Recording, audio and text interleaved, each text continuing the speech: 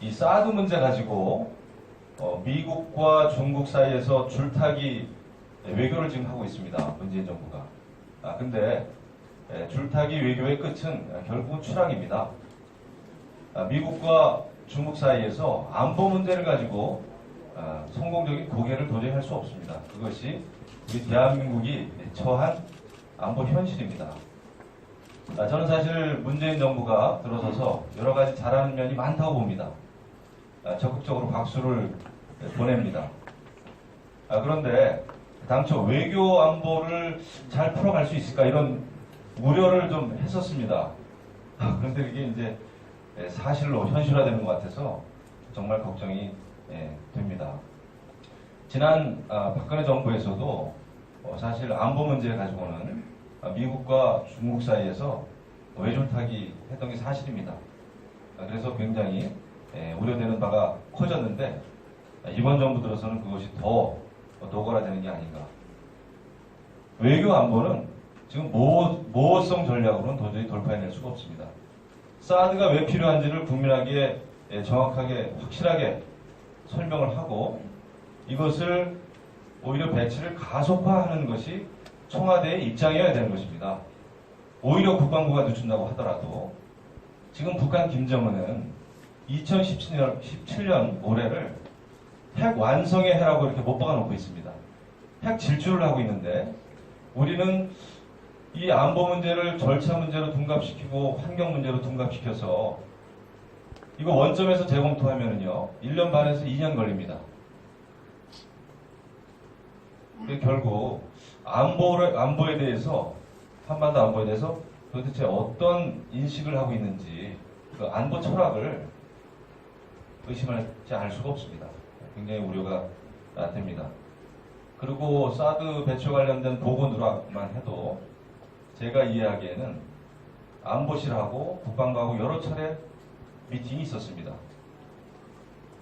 근데 마치 뭐 그런 거예요. 우리 새로운 사장이 그 부하 직원 보고 받았는데 이게 잘못됐다 해놓고 밖에다가 크게 이야기를 해놓고 결국 부하 직원 자른 겁니다.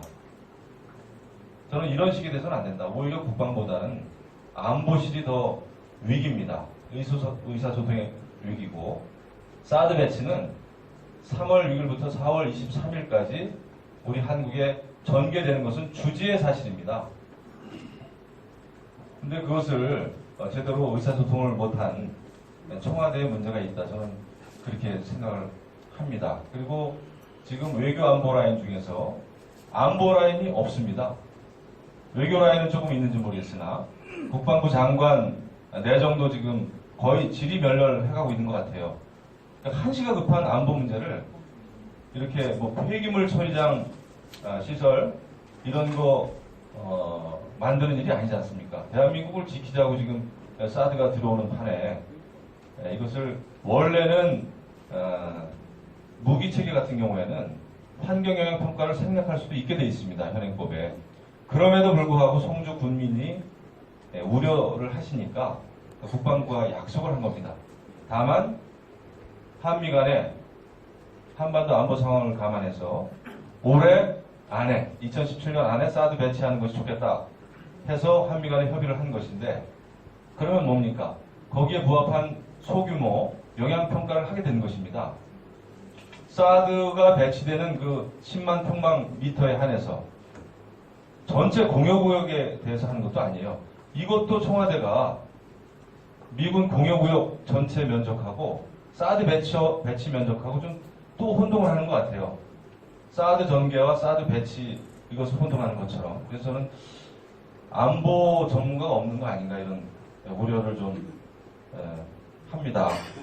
그래서 저는 사실 국방위원장으로서 정부의 특히 외교, 안보, 국방정책에는 적극적으로 협력을 해오고 있습니다.